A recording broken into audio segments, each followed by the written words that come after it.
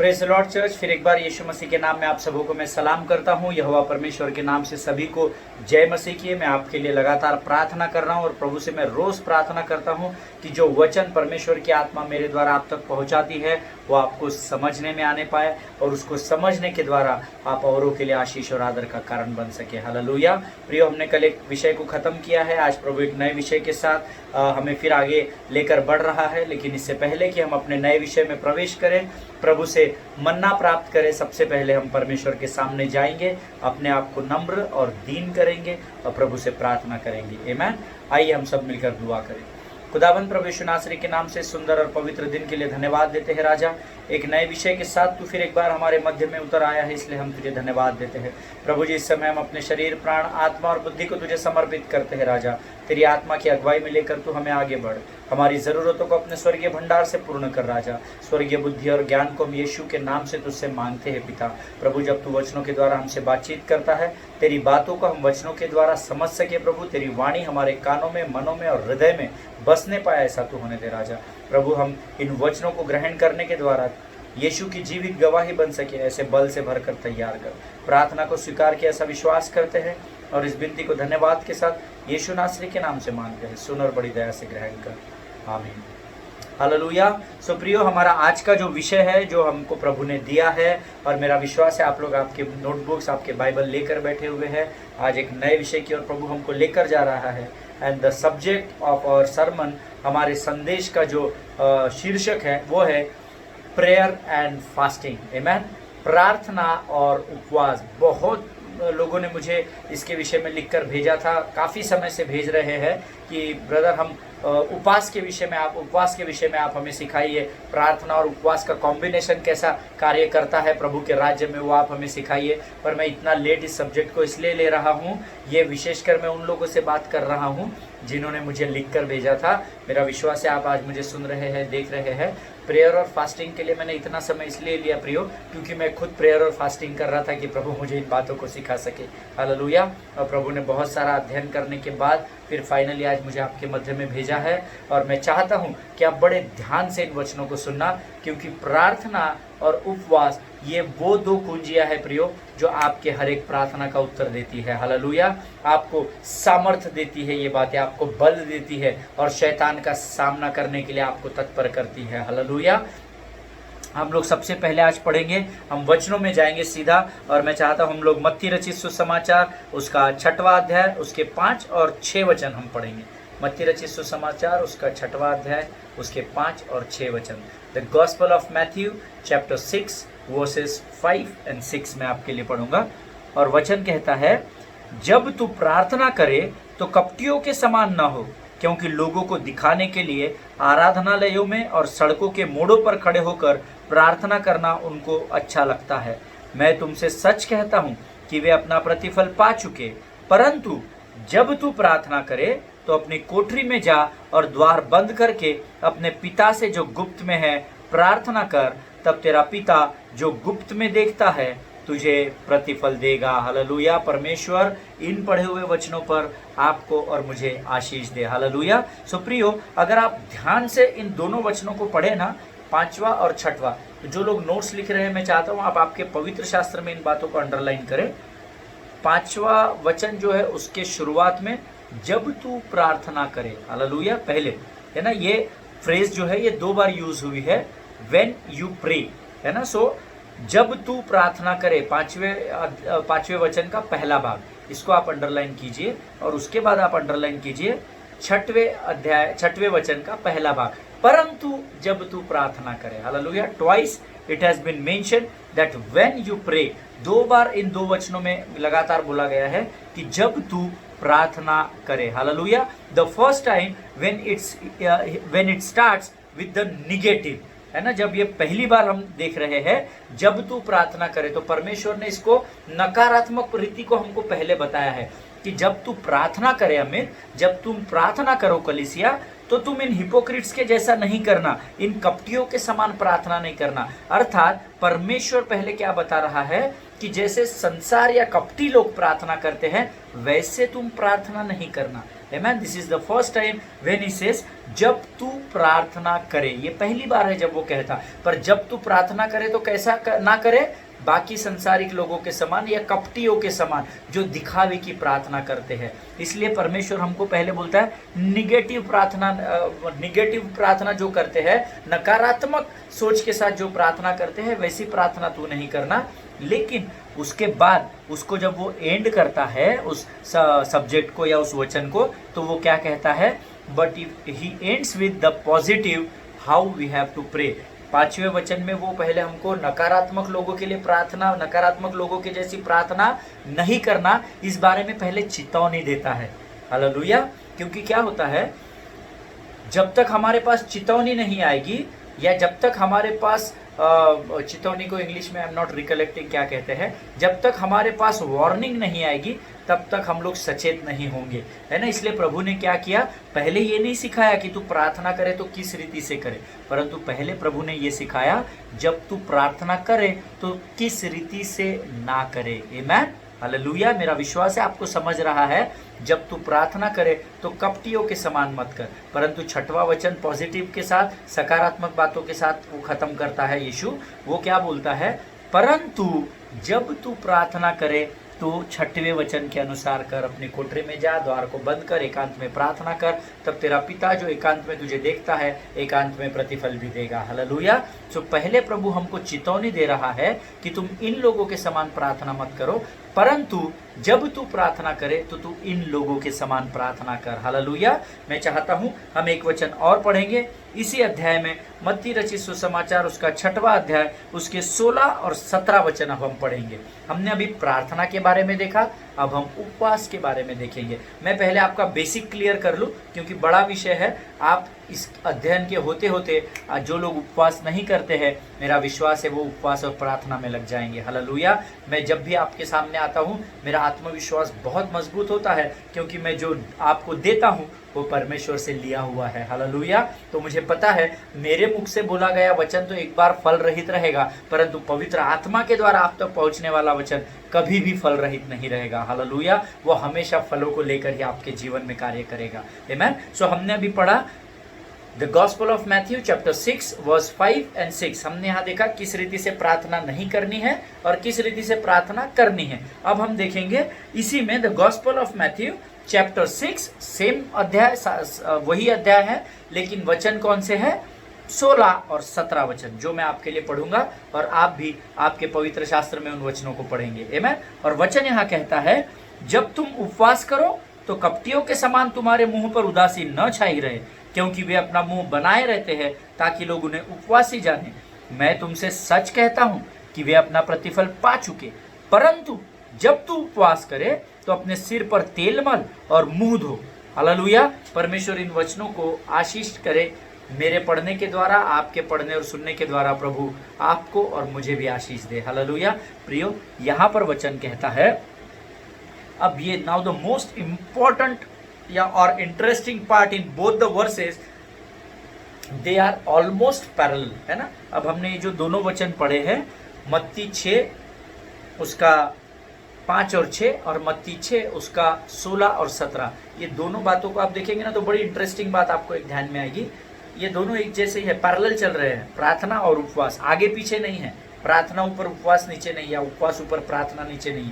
Both the versus, ये जो दोनों वचन है ये एक साथ चल रहे हैं, पैरेलल चल रहे हैं। आमीन। क्योंकि 16 वचन की आप लोग अंडरलाइन कीजिए जो बाइबल अध्ययन करते हैं, जब तुम उपवास करो, आप इसको अंडरलाइन करेंगे, और 17वें वचन की शुरुआत को आप अंडरलाइन करेंगे, परंतु जब तू उपवास करे। इसके पहले हमने क्या पढ़ा, जब तू प्रार्थना करे, परंतु जब तू प्रार्थना करे। यहाँ पर हम पढ़ रहे हैं तू उपवास करे, परंतु जब तू उपवास करे, है ना। सो प्रार्थना और उपवास दोनों साथ साथ चल रहे हैं। आमीन। पैरेलल चल रहे हैं वो दोनों, कोई भी एक दूसरे से ऊपर नीचे कार्य नहीं कर रहा है। आमीन। और यहाँ पर भी वही बताया गया है। पहले प्रभु ने चेतावनी दी है कि जब तू उपवास करे तो तू कपटियों के समान लोगों को दिखाने के लिए मत कर, परंतु जब तू उपवास करे तो इस रीति से कर, तेल सर पर मल और अपने मुंह को धो ले। हालेलुया। सो प्रियो, सबसे इंटरेस्टिंग बात, ये दोनों पैरेलल चल रहा है। फर्स्ट ही says when you pray do this way not that way. जब तू प्रार्थना करे तो इस प्रकार से प्रार्थना करना, इस प्रकार से नहीं करना। और जब वो when you fast don't do this way but do that way. परंतु जब तू उपवास करे तो इस रीति से मत करना, परंतु इस रीति से उपवास करना। हालेलुया। मेरा विश्वास है आपको समझ में आ रहा है, जैसा प्रभु ने बताया है वैसा ही मैं आपको बता रहा हूँ। पहले हमने प्रार्थना के विषय में पढ़ा, तो प्रार्थना के विषय में भी यीशु ने मुझे क्या बताया, जब तू प्रार्थना करे तो इस प्रकार न करना, लेकिन इस प्रकार प्रार्थना करना। और जब उपवास के विषय में वो मुझे सिखा रहा है, आपको सिखा रहा है, तब भी वो क्या कह रहा है, परंतु जब तू उपवास भी करे तो इस प्रकार से नहीं करना, इस प्रकार से ही उपवास करना। हालेलुया। अर्थात प्रियो, प्रभु हमें यहाँ ये बताना चाहता है कि जब आप प्रार्थना करें और जब आप उपवास करें, it is not saying but जब तू प्रार्थना करे, है ना, ऐसा व्हेन यू प्रे, इंग्लिश में बहुत सटीक लिखा हुआ है, when you pray, when you fast, आमेन। वहां पर ऑप्शन नहीं दिया है इफ यू प्रे और इफ यू फास्ट। अगर तू प्रार्थना करे तो इस रीति से कर, अगर तू उपवास करेगा तो इस रीति से कर, ऐसा नहीं लिखा है। किसी भी बाइबल के किसी भी वर्जन में ये नहीं लिखा है। हालेलुया। जिनके कान हो वो सुन ले, कहीं पे भी ऐसा नहीं लिखा है अगर तू उपवास करेगा, अगर तू प्रार्थना करेगा तो इस रीति से करना। हाँ, बाइबल बोलती है जब तू प्रार्थना करे और जब तू उपवास करे। That means when you pray and when you fast. It is not written if you pray and if you fast. इसका अर्थ है यीशु मसीह मुझे यहाँ ये बताना चाह रहा है कि प्रार्थना और उपवास दोनों करना कंपलसरी है। हालेलुया। ये मैंडेटरी है, ये परमेश्वर की आज्ञा है कि तुझे उपवास भी करना है और तुझे प्रार्थना भी करनी है। कई सालों तक मैं उपवास नहीं करता था। मुझे किसी ने बताया था जब पवित्र आत्मा अगुवाई करेगा तब उपवास करना। तो जब कभी प्रभु मुझे बताता था किसी के लिए उपवास में जा, ये कर वो कर, तब मैं करता था। परंतु जब मैंने इस वचन को सुना परमेश्वर के सेवकों के द्वारा, पवित्र आत्मा ने मुझे कायल किया कि अमित, जैसे प्रार्थना तू निरंतर करता है, उपवास भी तुझे निरंतर करना है। क्योंकि मैं स्वर्ग का परमेश्वर उपवास और प्रार्थना को एक ही स्तर पर देखता हूँ। हालेलुया। उपवास इधर, प्रार्थना इधर नहीं है, या प्रार्थना इधर, उपवास इधर, या प्रार्थना नीचे नहीं है। जब परमेश्वर स्वर्ग से देखता है तो वो उपवास, मेरे उपवास को और मेरी प्रार्थना को एक समान ही गिनता है। हालेलुया। जिनके कान हो वो सुन ले। मैं नहीं जानता आप में से कितने लोग विश्वास कर रहे हैं मेरी बात पर, मुझे नहीं पता, लेकिन मैं आपको वही बता रहा हूँ जो वचन में लिखा है। हालेलुया। प्रियो, अगर आप प्रार्थना, आप एक बहुत अच्छे प्रार्थना के लड़वैये हैं, परंतु अगर आप उपवास नहीं करते हैं तो आपकी प्रार्थना का मोल कम हो जाता है। हालेलुया। और आप लगातार उपवास करते हैं लोगों के लिए, अपनी बातों को प्रभु से प्राप्त करने के लिए, दूसरों के जीवन को बचाने के लिए। प्रेज द लॉर्ड, प्रभु की महिमा हो। ये बहुत अच्छी बात है आप उपवास करते हैं, लेकिन अगर आपके जीवन में उपवास है और प्रार्थना नहीं है तो आपका उपवास यीशु के राज्य में ग्रहण किया नहीं जाता। हालेलुया। ये मैं नहीं कह रहा, मुझे दोष नहीं देना, ये परमेश्वर का वचन कह रहा है। हालेलुया। प्रियो, परमेश्वर यहाँ प्रार्थना को और उपवास को एक ही स्तर पर देखता है, पैरेलल देख रहा है। हालेलुया। सो हमको प्रार्थना भी करनी है, हमको उपवास भी करना है। We need to pray and we need to fast also. Hallelujah. फिर एक बार मैं आपको बताऊं, जब तू प्रार्थना करे और जब तू विश्वास करे। अगर तू प्रार्थना करे, अगर तू विश्वास करे, ऐसा कोई भी बाइबल का वर्जन नहीं बताता है। हालेलुया। जिनके कान हो वो सुन ले। आमेन। That means as he wants us to pray in the same manner he wants us to fast also. जिस प्रकार से परमेश्वर मुझे और आपको प्रार्थना करते हुए देखना चाहता है, उसी प्रकार से परमेश्वर मुझे और आपको उपवास करते हुए भी देखना चाहता है। हालेलुया। कितने लोग उपवास करते हैं पता नहीं, लेकिन मैं जब उपवास करता हूँ, मैं आपको बताता हूँ, उस दिन मेरा अभिषेक का लेवल कहीं और होता है। हालेलुया। आप करके देखिए और परख कर देखिए कि मैं आपसे सच कह रहा हूँ या झूठ कह रहा हूँ। आमेन। मैं आपको अनॉइंटिंग से भरने वाला परमेश्वर नहीं हूँ, परंतु मेरे अंदर जो आत्मा है जो इस समय वचनों के द्वारा आपसे बात कर रहा है, वो आत्मा आपको उभार रहा है कि तुमको प्रार्थना भी करनी है और तुमको उपवास भी करना है। Hallelujah. Now I am going to teach you what is the purpose of fasting. उपवास करने का उद्देश्य क्या है या क्या ध्येय है ना। पर्पस को हिंदी में शायद ध्येय बोलते हैं। उपवास क्यों करना चाहिए हमने, what is the purpose of fasting. बहुत सारे लोग बोलते हैं, क्योंकि आप जानते हैं क्या, मैं हिंदुइज्म से आया हूँ, मैं एक ब्राह्मण परिवार से आया हूँ। हम लोगों के इसमें बहुत उपवास करते हैं, है ना। इसका उपवास, फलाने का उपवास, ठिकाने का उपवास, 365 दिन में मेरे ख्याल से more than 60-70% we are on fasting, you no.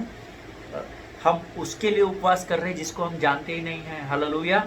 जब मैं अन्य जाति में था तो मैं उस बात के लिए उपवास कर रहा था जिसके सामने मैं उपवास कर रहा था, वो उसको मैं जानता ही नहीं था। लेकिन जब मैं प्रभु में आया, सच्चे परमेश्वर से पहचान हुई, तब मैंने उपवास ही करना छोड़ दिया था। प्रभु का धन्यवाद हो, परमेश्वर की आत्मा ने मुझे कायल किया और उसने कहा, अमित, जिस सटीक प्रार्थना के साथ तू मेरे राज्य में प्रवेश करता है, मैं चाहता हूँ वैसा ही सटीक उपवास के साथ तू मुझसे उत्तरों को भी प्राप्त कर। हालेलुया।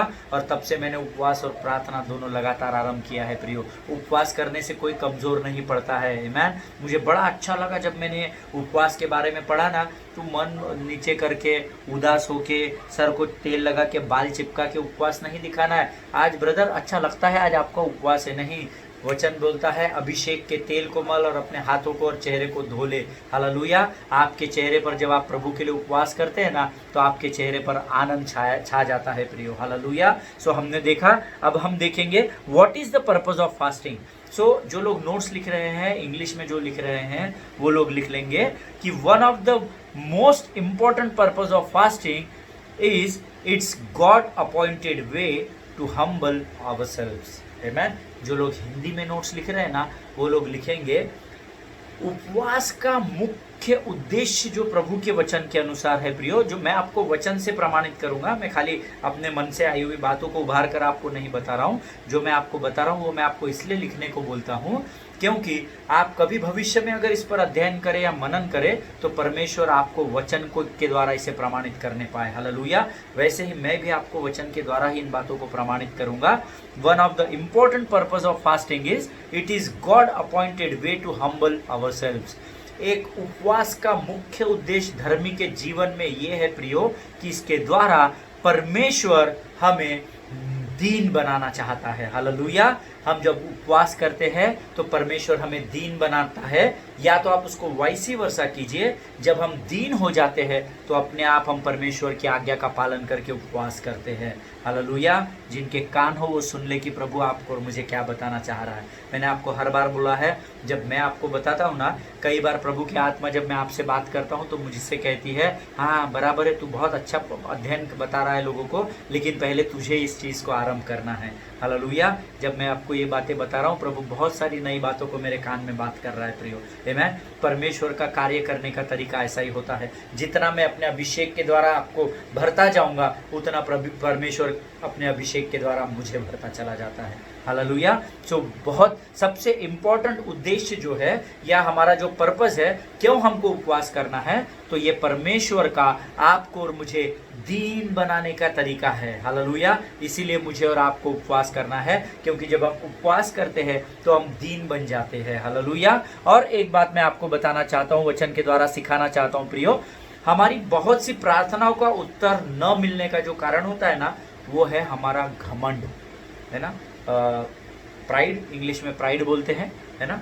बहुत बार हम प्रार्थना तो लगातार कर रहे हैं, पर हमारी प्रार्थनाओं का उत्तर नहीं मिलता है, क्योंकि कहीं ना कहीं हमारे सोल में, हमारे अंतरात्मा में घमंड बसा हुआ है। और ये मनुष्य का स्वभाव है, क्योंकि वचन कहता है जिसने अपने माता के गर्भ से जन्म लिया है वो पापी है।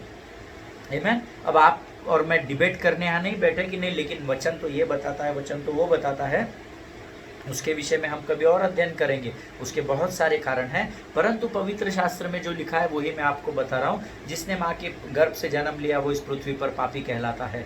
हालेलुया। और ये आदम के समय से ये चला आ रहा है ना, कि हमारे अंदर घमंड होने के वजह से कई बार हमारी प्रार्थनाओं का उत्तर नहीं मिलता है प्रियो। आमीन। हम बहुत सारे बेतशिबा और दाऊद के बारे में हम जानते हैं। ऐसे बहुत सारे उदाहरण हैं जिसके बारे में मैं आपसे बात कर सकता हूं, परंतु इस समय हमारा वो विषय नहीं है। हमारा अभी जो विषय है वो है प्रार्थना और उपवास, prayer and fasting. When you fast, जब आप उपवास करते हैं तो क्या होता है, ये मैं आपको अध्ययन में बता रहा हूँ। मैं आपको सिखा नहीं रहा हूँ, लेकिन मैं आपको अध्ययन के रूप में बता रहा हूँ, मैं आपको एक संदेश के रूप में बता रहा हूँ कि प्रभु ने मुझे जो बताया है, उसने कहा है तू तेरे लोगों तक पहुँचा, वही बातें मैं आप तक पहुँचा रहा हूँ प्रियो। हालेलुया। सो बहुत बार प्रियो हमारे प्रार्थनाओं का उत्तर न मिलने का कारण हमारा घमंड होता है। कैसे, मैं आपको बताऊंगा। आमेन। पेशेंस रखिए, धीरज को अपना काम पूरा करने दीजिए। Hallelujah. I was reading the book of Andrew मुरे, है ना। मुझे पता नहीं आप में से कितने लोग अगर आप जूम मीटिंग में होते या लाइव होते तो मैं आपको पूछता कि हाथ उठाकर मुझे बताइए कि कितने लोगों ने कभी इस प्रचारक का नाम सुना है क्या, एंड्रयू मुरे का, या किसी ने इसकी एक तो भी किताब पढ़ी है क्या। परमेश्वर के बहुत महान सेवक थे पास्टर एंड्रयू मुरे, और मैं जब उनकी किताब को पढ़ रहा था, बहुत सारी बातों को प्रभु ने मुझे रिवील किया। And specially that book was a great blessings for my spiritual life, है ना। वो किताब जब मैंने पढ़ी तो मेरे आत्मिक उन्नति के लिए, मेरे आत्मिक जीवन के लिए प्रभु ने मुझे बहुत आशीष दी उस किताब के द्वारा प्रियो, है ना। And when I was reading that book, Andrew मुरे ये लिखते हैं, pride is a universal truth. घमंड जो है ये एक संसारिक सत्य है, इससे कोई नहीं बचता।